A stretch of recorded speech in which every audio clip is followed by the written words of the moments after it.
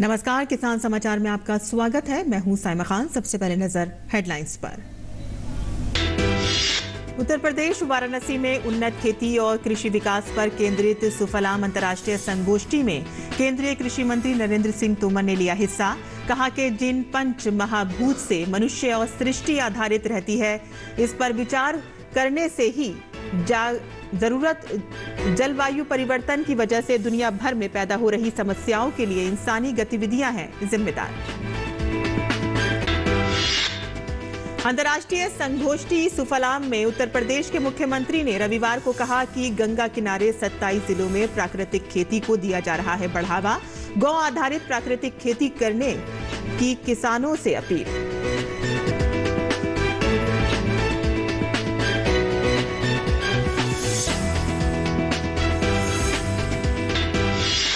गुजरात के किसान कृषि ड्रोन तकनीक से खेती कर होने लगे अग्रसर। नैनो यूरिया का भी गुजरात में बढ़ रहा है इस्तेमाल। किसान आधुनिक तकनीक के जरिए खेती खर्च में ला रहे हैं कमी। अधिक फसल उपजाकर किसान कमा रहे हैं मुनाफा।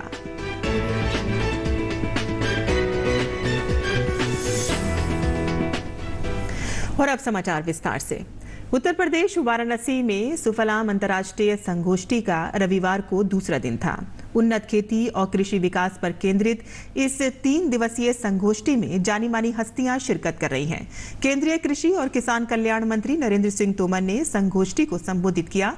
उन्होंने कहा कि जिन पंच महाभूत से मनुष्य और सृष्टि आधारित रहती है, इन सब पर हम लोगों को विचार करना चाहिए। भारत की संस्कृति ही ऐसी संस्कृति है जो वसुधैव कुटुंबकम की भावना पर आधारित है। वसुधैव कुटुंबकम जब हम कहते हैं तो ये नारा नहीं है, यह वास्तविकता है। हमारी संस्कृति ने, हमारे पूर्वजों ने इसकी सार्थकता को सिद्ध किया है। वर्तमान परिवेश में भी हम सब लोगों की जिम्मेवारी है कि जो सिद्ध हस्ता हमारे पूर्वजों ने स्थापित की थी, उस सिद्धता को हम और ताकत प्रदान करें। तोमर ने कहा कि जलवायु परिवर्तन की वजह से दुनिया भर में पैदा हो रही समस्याओं के लिए इंसानी गतिविधियां जिम्मेदार हैं। आज पूरी दुनिया में जलवायु परिवर्तन की चर्चा बहुत जोरों से है, भारत में भी है। लेकिन जलवायु परिवर्तन की ये परिस्थिति हम सबके सामने खड़ी हो रही है, तो इसके लिए प्रकृति जिम्मेवार नहीं है, इसके लिए मानव जाति ही जिम्मेवार है। चाहे वो विकास के नाम पर हो, चाहे अन्य विषयों के कारण हो, लेकिन असंतुलन के लिए जिम्मेवार मानव जाति ही है। उत्तर प्रदेश के मुख्यमंत्री योगी आदित्यनाथ रविवार को वाराणसी में आयोजित अंतर्राष्ट्रीय संगोष्ठी सुफलाम को संबोधित किया। मुख्यमंत्री ने कहा कि जलवायु परिवर्तन से सबसे अधिक नुकसान धरती और जल का ही हुआ है। इसके लिए जरूरी है कि रासायनिक खेती की जगह गौ आधारित प्राकृतिक खेती की जाए। गंगा के तटवर्ती दोनों क्षेत्र जो भी जनपद हमारे पड़ेंगे, ऐसे 27 जनपदों में हम प्राकृतिक खेती करेंगे, गौ आधारित प्राकृतिक खेती करेंगे। कोई पेस्टिसाइड नहीं, कोई केमिकल नहीं, कोई फर्टिलाइजर नहीं। और इसको प्रोत्साहित करने के लिए सरकार ने अपने स्तर पर भी इंसेंटिव देने प्रारंभ किए। और मैंने स्वयं इन सभी जनपदों को, उत्तर प्रदेश ने प्राकृतिक कृषि बोर्ड का गठन कर दिया है। हम इन कार्यक्रमों को आगे बढ़ा रहे हैं। सभी कृषि विज्ञान केंद्रों को इसके साथ जोड़ा है। प्राकृतिक खेती से जो उत्पाद आएगा, इस वर्ष हम लोगों ने इसको देखा कि वास्तव में केमिकल, फर्टिलाइजर और पेस्टिसाइड का उपयोग करके कितना उत्पाद आएगा, और गौ आधारित प्राकृतिक खेती से कितना उत्पाद आता है, इसकी तुलना करो। अब आश्चर्य करेंगे कि उत्पाद में अंतर नहीं है, लेकिन लागत में अंतर है। 1 एकड़ में 12 से लेकर 15,000 रुपए की बचत हो सकती है। किसानों को विभिन्न योजनाओं के जरिए लाभ दिया जा रहा है। प्रधानमंत्री मोदी जी ने कहा कि किसान की आमदनी को दोगुना से अधिक करने के लिए हमें क्या करना है? लागत को कम करना है, उत्पादकता को बढ़ाना है। अनेक कार्यक्रम भारत सरकार ने किए हैं किसान कल्याण के, अनेक कार्यक्रम चल रहे हैं। प्रधानमंत्री कृषि बीमा योजना से लेकर के प्रधानमंत्री किसान सम्मान निधि तक, लागत का 1.5 गुना दाम हो या फिर सॉइल हेल्थ कार्ड की व्यवस्था, ये सभी उसके वो हैं। और इस समय तो प्राकृतिक खेती के लिए ही एक नेशनल मिशन तैयार हो चुका है, जिस पर प्रभावी ढंग से कार्यक्रम आगे बढ़ रहा है। और आगे बढ़ते हैं, जहां गुजरात के किसान कृषि विमान ड्रोन तकनीक से खेती की ओर अग्रसर होने लगे हैं। इसके साथ ही नैनो यूरिया का भी गुजरात में इस्तेमाल बढ़ रहा है। किसान आधुनिक तकनीक के जरिए जहां खेती खर्च में कमी ला रहे हैं, तो वहीं अधिक फसल उपजाकर मुनाफा में भी वृद्धि करने में सफल हुए हैं। तापी जिले में सबसे पहले बालौट तहसील के हथुका गांव के किसान भरत भाई पटेल ने अपने 5 एकड़ जमीन के लिए ड्रोन तकनीक का इस्तेमाल किया। किसान के अनुसार रविवार को उन्होंने कृषि विमान ड्रोन के जरिए अपने 10 एकड़ जमीन में एक ही दिन में खाद का छिड़काव कराया। उन्होंने कहा कि महज 10 लीटर नैनो यूरिया से पूरे 10 एकड़ जमीन में यूरिया का छिड़काव हो गया। इससे समय और खर्च दोनों की बचत हुई। तापी जिले के कृषि अधिकारी ने बताया है कि तापी जिले में नैनो यूरिया का छिड़काव वालौड, सोनगढ़ और निझर तहसील में ड्रोन के जरिए किया गया। किसान इसे खूब पसंद कर रहे हैं। कृषि विमान योजना के तहत सरकार प्रति एकड़ 500 रुपए की सब्सिडी भी दे रही है। राज्य सरकार की ओर से ड्रोन की सहायता से किसानों को उनके खेतों में यूरिया छिड़काव में मदद की जाती है। राज्य सरकार ने अगस्त 2022 में ये योजना लागू की थी। इसके बाद वडोदरा में भी किसानों ने इसमें दिलचस्पी दिखाई। बड़ौदरा जिले के 70 से अधिक किसानों ने 250 एकड़ जमीन में ड्रोन से यूरिया का छिड़काव करवाया। बड़ौदरा कृषि अधिकारी के अनुसार किसानों में सरकार की इस योजना के प्रति धीरे धीरे जागरूकता आ रही है। ड्रोन के जरिए 1 एकड़ फसल पर महज 20 से 30 मिनट में यूरिया का छिड़काव कर दिया जाता है। सरकार की 500 रुपए प्रति एकड़ सब्सिडी यदि जोड़ ली जाए तो किसानों को प्रति एकड़ यूरिया छिड़काव का खर्च 200 से 300 रुपए ही होता है। राज्य सरकार ने ड्रोन के जरिए यूरिया छिड़काव के लिए राज्य में 35 करोड़ रुपए सब्सिडी की घोषणा की है। ड्रोन से खेतों में यूरिया छिड़काव के लिए किसानों को सरकार के किसान पोर्टल पर आवेदन कर करीब 18 ड्रोन सेवा देने वाली कंपनियों में से किसी एक की सर्विस का चयन करना होता है। आवेदन करने के 15 से 20 दिन के अंदर ड्रोन पायलट किसान के खेत में यूरिया का छिड़काव कर देते हैं। ड्रोन की मदद से यूरिया के छिड़काव में किसानों का श्रम खर्च तो बचता ही है, वहीं पूरे खेत में समान रूप से यूरिया का छिड़काव भी हो जाता है। एक अनुमान के अनुसार परंपरागत तरीके और ड्रोन से यूरिया छिड़काव में किसानों को 40% तक खर्च में कटौती हो रही है। राजस्थान कोटा में आयोजित क्रेडिट आउटरीच कार्यक्रम में लोकसभा अध्यक्ष ओम बिरला और केंद्रीय वित्त मंत्री निर्मला सीतारमन ने हिस्सा लिया। वित्त मंत्री निर्मला सीतारमन ने क्रेडिट आउटरीच कार्यक्रम के दौरान 1550 करोड़ रुपए से अधिक की 33,000 से ज्यादा ऋण अनुमोदन पत्र सौंपे। ये ऋण पत्र मुद्रा, केसीसी, पीएमईजीपी, केसीसी फसल, केसीसी पशुपालन और मछली पालन, स्टैंड अप इंडिया और पीएम स्वनिधि के अंतर्गत अनुमोदित किए गए। सीतारमन ने कहा कि गरीब महिलाओं, किसानों और पशुपालकों को कम ब्याज दर पर गारंटी के साथ ऋण दिया जा रहा है। इससे छोटे शहरों में भी कारोबार करने में सरलता होगी। नया अभी जोड़ा गया है। किसान का मतलब खेती में काम करने वाला सिर्फ नहीं, पशुपालक करना भी किसान जैसे ही है, इसीलिए उनको भी केसीसी कार्ड मिलना चाहिए। अगर जब केसीसी कार्ड मिलते हैं उसके बाद उनको ऋण सुविधा से मिल जाता है। इसीलिए पशुपालक को पहचानो पहले और उनको केसीसी कार्ड दिलवाओ, और केसीसी कार्ड दिलवाने के बाद उनको जो भी सुविधा बैंक से मिलना है वो भी दिला दो। ये सब काम पिछले 3 महीने में अच्छा खासा स्पीड में चला। वित्त मंत्री ने कहा कि बैंकों को बैंकिंग योजनाओं का लाभ देने के लिए प्रत्येक पंचायत में जाने के निर्देश दिए गए थे और पिछले 3 महीने के दौरान बैंक कर्मचारियों ने गांव का दौरा कर लोगों की पहचान की है। उन्होंने महिलाओं से छोटे गांव में किसान उत्पादक संघ गठित करने को कहा। उन्होंने कहा कि स्टार्टअप के माध्यम से देश में बड़ी क्रांति हो रही है।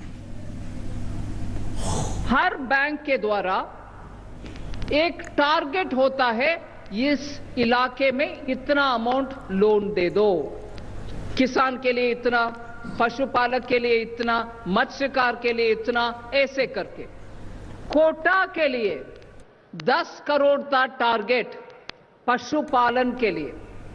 मैं आज बहुत ही आनंद से ये विषय कहना चाहती हूं, आज 7,000 लोग से ज्यादा पशुपालन में आज लोन मिलने वाले हैं और 10 करोड़ का टारगेट जहां हम शुरुआत में इस साल के शुरू में हमारे सामने था 10 करोड़, आज वो टारगेट पार करते हुए 6 गुना ज्यादा कोटा में एनिमल हस्बेंड्री मतलब पशुपालक के लिए दिया जा रहा है। 10 करोड़ का टारगेट आज पूरे 120 के ज्यादा अमाउंट दे दिया। सिर्फ आज 68 करोड़ का बंटवारा होने वाले हैं। जहां 10 करोड़ से शुरू किए हमने इस साल सिर्फ कोटा के लिए, आज सिर्फ कोटा के लिए 68 करोड़ आज पशुपालक के लिए दे रहे हैं। पीएम स्वनिधि के द्वारा रेडी पटरी में चाय बेचना, कचौरी बेचना, उनके लिए आज 2363 नंबर 2000 से ऊपर, 2300 से ऊपर लोगों को आज पीएम स्वनिधि के द्वारा लोन मिल रही है। उसमें वैल्यू 3 करोड़ से ज्यादा अमाउंट आज बंटवारा होने वाले हैं। कुल मिलाकर के 7,000 से ज्यादा लोग कोटा में पीएम स्वनिधि में 10,000 हो, 5,000 हो, 50,000 हो, 10 लाख के तक लोन मिलना अभी संभव हो गया है। 7,000 लोग को कोटा में मिल रही है। और इसमें एक विषय में जरूर दोबारा बोलना चाहती हूं, ये पीएम स्वनिधि लोन में आप सामने आकर के कोई कागज, सोना, जमीन कुछ गिरवी रखने का आवश्यकता नहीं है। प्रधानमंत्री नरेंद्र मोदी जी ने पहले ही बोले कि प्रधानमंत्री जी का गारंटी है इस लोन में, इसलिए आप गारंटी के नाम पर कुछ भी कागज सामने रखने का आवश्यकता नहीं है, आपको सीधा लोन मिलता है। तो वित्त मंत्री निर्मला सीतारमण बता रही थी कि रेडी पटरी वालों के लिए 2363 लोगों को पीएम स्वनिधि से 3 करोड़ का लोन मिल रहा है। और राजस्थान कोटा में आयोजित क्रेडिट आउटरीच कार्यक्रम में लोकसभा अध्यक्ष ओम बिरला और केंद्रीय वित्त मंत्री निर्मला सीतारमण ने हिस्सा लिया। इस मौके पर अपने संबोधन में लोकसभा अध्यक्ष ने कहा कि सरकार लोगों को आत्मनिर्भर बनाने के लिए कई योजनाएं चला रही है। स्वनिधि के माध्यम से देश का गरीब आत्मनिर्भर हो, 2 टाइम की रोटी का उसका इंतजाम हो, देश के नौजवानों को मुद्रा बैंक में लोन मिलकर वो आत्मनिर्भर खड़ा हो, स्टार्टअप के माध्यम से, कई योजनाओं के माध्यम से उनको ऋण दिलाकर वो आत्मनिर्भर खड़ा हो।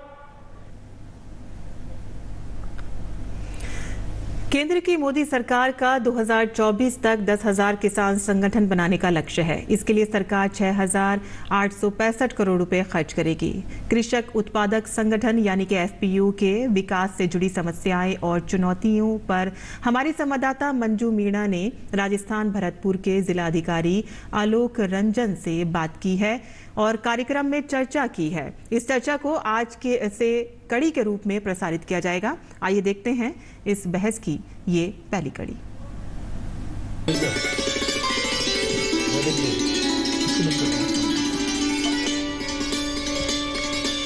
जानना चाहेंगे कि भरतपुर में जो एफपीओ की शुरुआत हुई है जिस तरीके से, तो उसकी जो शुरुआत है, जो अब तक की विकास गाथा है, वो किस तरह की रही है?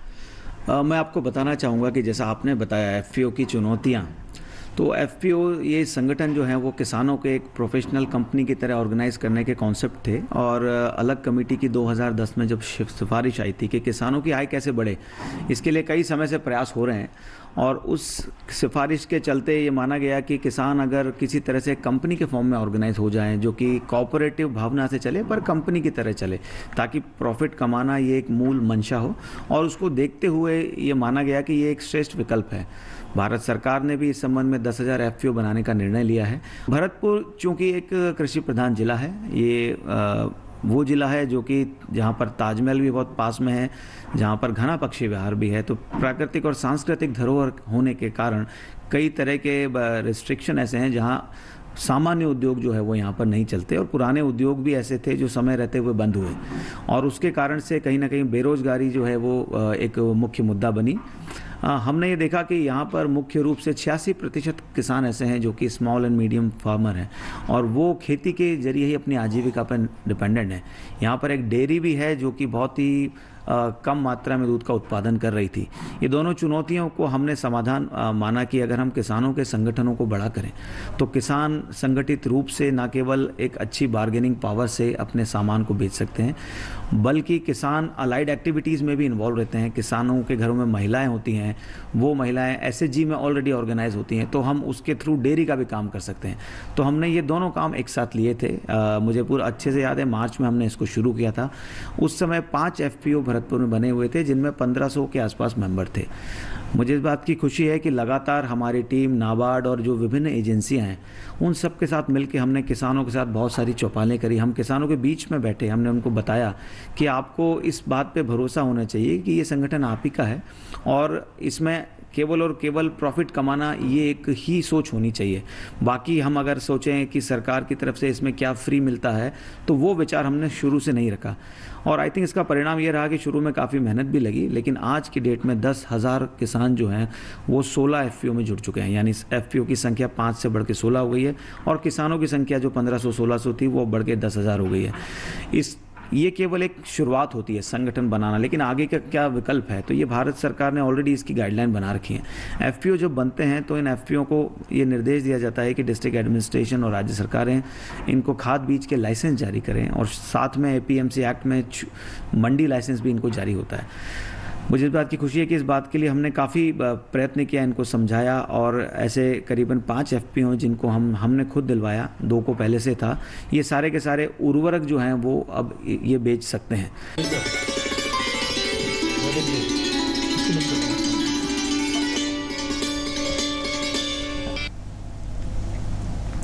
और आदिवासी बहुल कोरबा जिले में सौर ऊर्जा से संचालित लिफ्ट इरिगेशन की सुविधा किसानों के लिए वरदान साबित हो रही है। यहां जिला प्रशासन ने केंद्र सरकार की जिला खनिज न्यास मद से जिले के 5 गांवों में सौर ऊर्जा से संचालित 40 एचपी के पंप स्थापित किए हैं, जिनके माध्यम से अब गांव के असिंचित खेतों तक साल भर सिंचाई के लिए पानी की आपूर्ति की जा रही है, जिससे किसानों को काफी फायदा हो रहा है। पेश है जमीनी हकीकत से जुड़ी हमारी ये खास रिपोर्ट।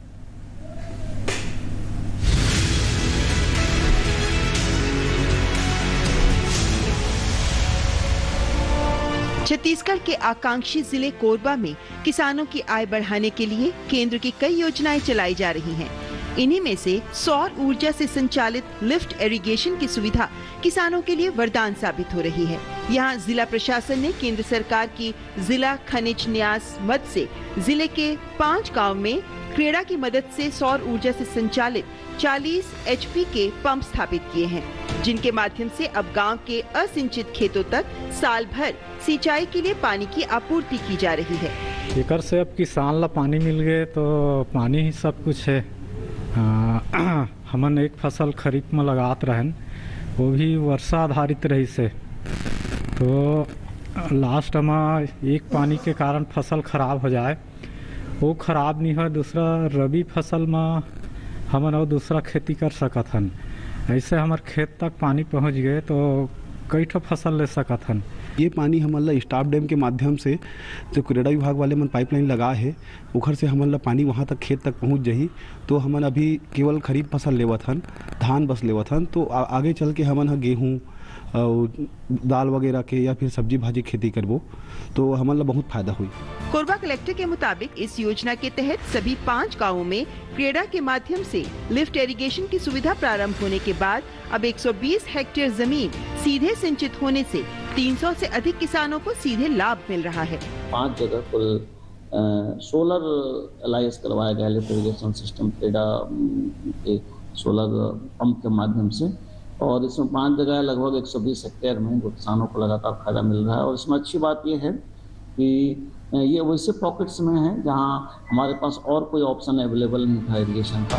गौरतलब है कि पहले आदिवासी बाहुल्य इन गांव के समीप नालों में पानी होने के बाद भी इसका उपयोग किसान नहीं कर पा रहे थे, लेकिन केंद्र सरकार की खनिज न्यास मद से जिला प्रशासन द्वारा लिफ्ट इरिगेशन की सुविधा बहाल होने के बाद अब किसानों को इसका सीधा लाभ मिल रहा है, जिससे किसानों की आर्थिक हालात में भी काफी सुधार हुआ है। Bureau report, DD news.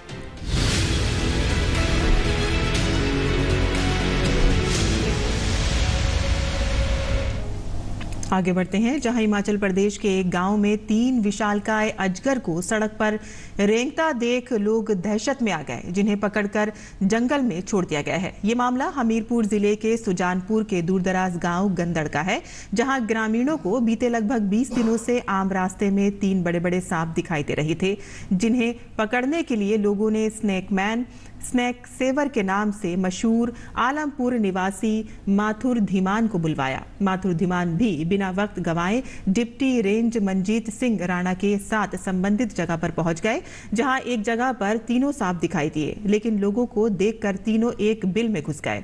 इसके बाद तीनों को पकड़ने के प्रयास शुरू हुए।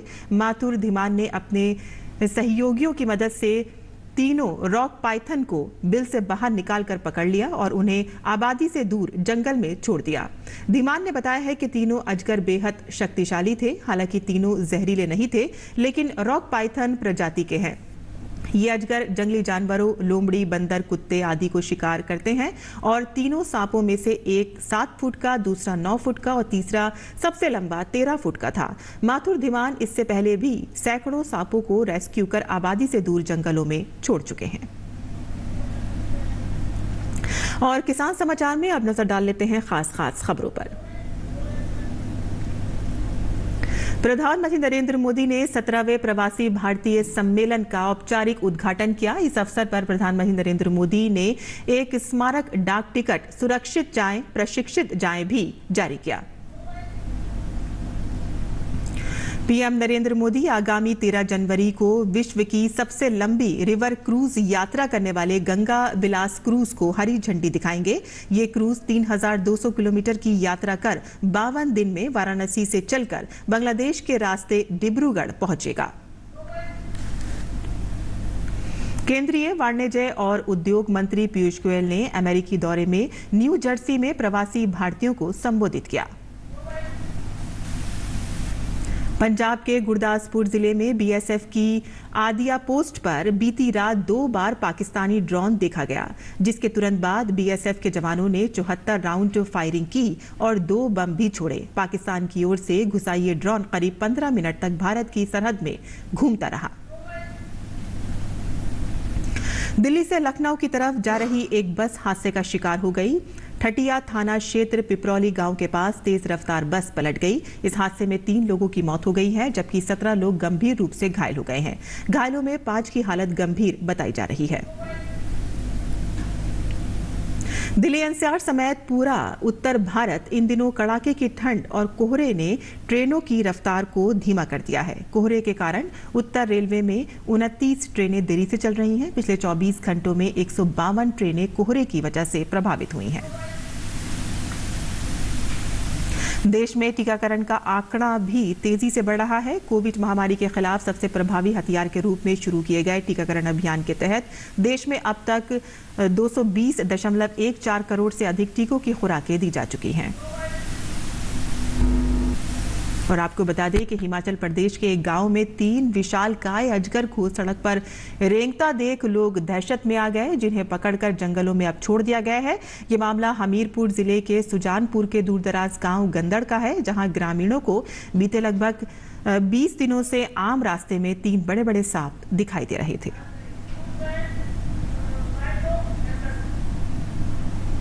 और किसान समाचार में आज के लिए बस इतना ही। अनुमति दें, नमस्कार।